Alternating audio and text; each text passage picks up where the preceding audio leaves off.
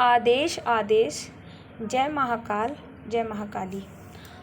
आप सबका मैं आपके यूट्यूब चैनल मोहिनी हगोरी में बहुत बहुत स्वागत करती हूँ और आशा करती हूँ कि आप सभी माँ काली और महादेव की आशीर्वाद से स्वस्थ, तंदुरुस्त और खुशहाल होंगे।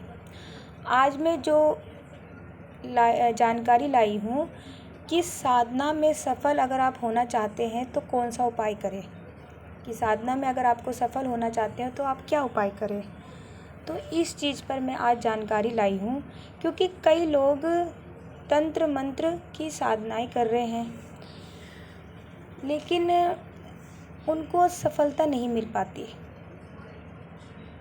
वो सफलता उन्हें मिल नहीं पाती, वो सफल नहीं हो पाते हैं।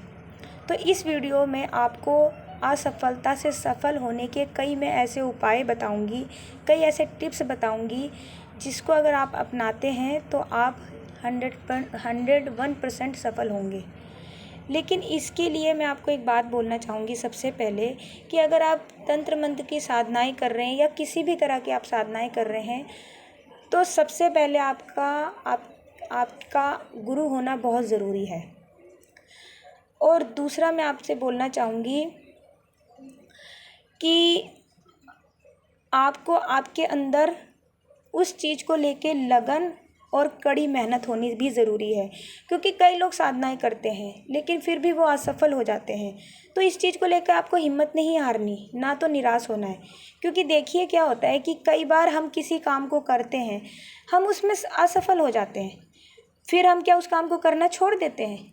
नहीं ना। एक बच्चा होता है, वो भी जब स्टार्टिंग से चलना शुरू करता है तो पहले वो गिरता है, उठता है, फिर संभलता है, फिर सीढ़ी चढ़ने की कोशिश करता है या चलने की कोशिश करता है। तो वो अपना वो डेली वो उस कार्य को करता रहता है और एक दिन वो सफल हो जाता है, वो चलने भी लगता है और सीढ़ी भी चढ़ने लग जाता है। तो इसी तरह से जब भी आप कोई साधना करते हैं या कुछ भी आप करते हैं तो आपको, अगर आप असफल हो रहे हैं तो आपको हिम्मत नहीं हारनी है और आपको उस कार्य को बार बार करना है। लेकिन आपके पास अगर कुछ टिप्स होते हैं, कुछ ऐसे उपाय होते हैं, अगर आप उनके माध्यम से वो चीज़ें करते हैं तो आप सफल हो जाते हैं, क्योंकि आपको उन चीज़ों के लिए पता होता है।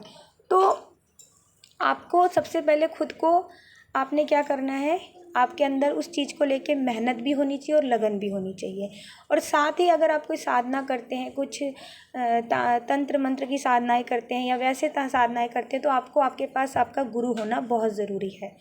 चलिए आइए अब मैं इसी चीज़ पर आपको वापस इसी चीज़ पर आते हैं, इसी बात के ऊपर आते हैं कि अगर आप तंत्र मंत्र की साधनाओं में असफल हो रहे हैं तो आप इस वीडियो में बताए गए तरीकों को अगर आप अपनाएंगे तो आप मात्र 11 दिनों में ही कई अद्भुत शक्तियों को प्राप्त कर पाएंगे और उनसे अपना मनचाहा काम भी ले पाएंगे।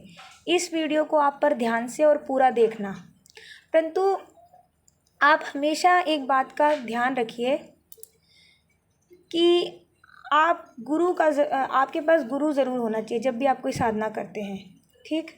क्योंकि क्या होता है कि जब हम साधनाएं करते हैं तो कुछ शक्तियाँ आ जाती हैं, तो वो शक्तियाँ क्या करती हैं, आपको नुकसान भी पहुंचा दे सकती हैं। क्यों? क्योंकि वो शक्तियाँ आपकी परीक्षा लेने के लिए आ जाती हैं। आप अगर उस परीक्षा में सफल नहीं होते तो फिर वो आपको नुकसान पहुंचा सकती है।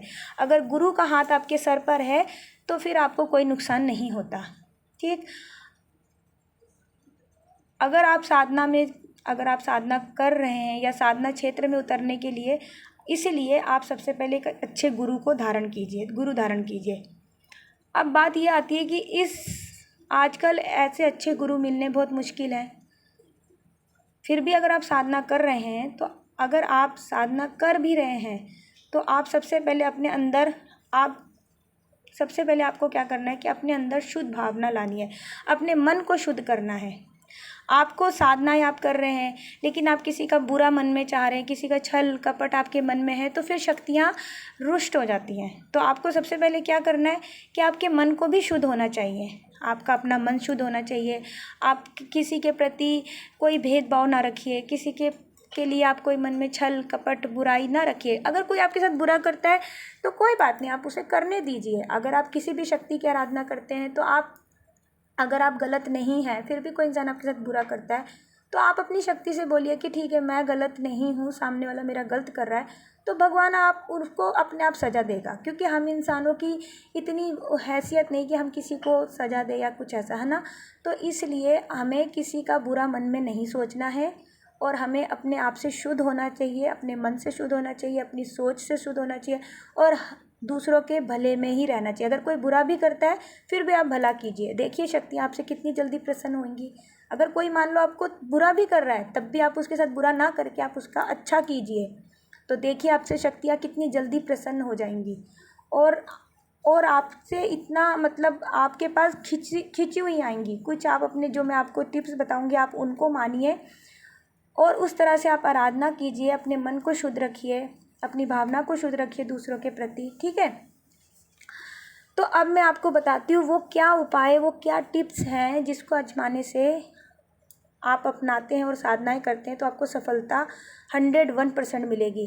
तो जब भी आप किसी भी शक्ति की आराधना करते हैं तो आप जितने भी दिन की आराधना करते हैं, मान लीजिए कि आपने संकल्प लिया है कि आप 11 दिन, 21 दिन, 31, 51 या जितने भी दिन की आप साधना आराधना करते हैं, तो आपको उतना टाइम, उतने दिनों तक आपको मौन रहना है। आपको बिना किसी से बात नहीं करनी, ना तो आपको अपने घर परिवार में, ना अड़ोस में पड़ोस में, दोस्तों से, किसी से बात नहीं करनी। आपको बिल्कुल मौन होके साधनाएं करनी है, मौन धारण करना है, मौन हो जाना है बिल्कुल। आपको कोई मंत्र भी करना है, आप कोई मंत्र भी करते हैं तो अपने दिल में, अपनी अंदर की आत्मा से मंत्र जप कीजिए, ठीक। लगातार अपने मन की आत्मा से, अंदर की आत्मा से मंत्र जप कीजिए, मंत्र जप करते रहिए। और आपकी कोई भी आप आराधना कर रहे हैं तो जितने भी दिन की कर रहे हैं उतने दिन तक आप मौन रहिए, मंत्र जप भी आप अंदर ही अंदर कीजिए। इससे क्या होगा, इससे ये होता है कि हमारा जो ध्यान भटकता नहीं है। क्योंकि क्या है ना, हमारा मन चंचल होता है। हम आराधना करते हैं तो हमारा ध्यान क्या होता है, हमारा ध्यान इधर उधर भटकता है कि हमारा ध्यान रहता है, अरे आज तो मैंने ये काम नहीं किया, आज मेरा ये काम रह गया, आज मैं वहाँ नहीं गई, आज मुझे तब अपने घर में इनको मम्मी को दवाई दिलानी थी या दोस्त के पास जाना था। तो ऐसे कई सवाल हमारे मन में, दिमाग में आने लगते हैं। लेकिन जब हम मौन हो जाते हैं तो हम अपने ध्यान को केंद्रित कर पाते हैं। क्योंकि हम अपने मन को काबू में करने की कोशिश करते हैं। मन तो खैर काबू होता नहीं है, लेकिन जब हमारा ध्यान ही नहीं भटकेगा, हमारा मन एक तरफ लगा रहेगा तो हमारा सारा ध्यान केंद्रित रहेगा। इससे हमारी शक्ति की साधना के लिए ध्यान का केंद्रित होना बहुत ज़रूरी होता है, बहुत ज़रूरी है। अगर आप शक्ति की साधना कर रहे हैं, किसी भी शक्ति की साधना कर रहे हैं, तो आपका ध्यान केंद्रित होना बहुत ज़रूरी है। अगर आपका ध्यान केंद्रित नहीं होगा और आप जिस भी शक्ति पर अपना सारा ध्यान केंद्रित नहीं करेंगे तो आपको सफलता मिलनी मुश्किल है। और अगर आप मौन रह के साधना करेंगे, ध्यान केंद्रित करके साधना करेंगे, तो जिस भी शक्ति पर आपका सारा ध्यान केंद्रित रहेगा तो शक्ति आपके पास खुद ब खुद खींची चली आएगी आराधना में। ठीक है। तो आप ध्यान ये कीजिए कि आप जो भी साधना कर रहे हैं, कि जितने भी दिन की कर रहे हैं उतने दिन तक आपको, जो मैं ये टिप्स या जो भी उपाय आपको ये बता रही हूँ, आप उतने दिन मौन रह के आप साधना कीजिए। और दूसरा, आपको अपने मन को शुद्ध रखना है। किसी के लिए कोई विरोध, कोई छल कपट, कोई ऐसी चीज़ें नहीं रखनी, बातें अपने मन में नहीं रखनी। और गुरु का हाथ रखवाना ज़रूरी होता है शक्तियों की जब आराधना करते हैं। तो और जो मैंने आपको उपाय बताया आप उस तरह से साधना कीजिए। जितने भी दिन की आप आराधना करते हैं, 11, 21, 31, 51, आप उतने दिन तक मौन रहिए और फिर आप आराधना करके देखिए, आपको 101% सफलता मिलेगी। जय माँ काली।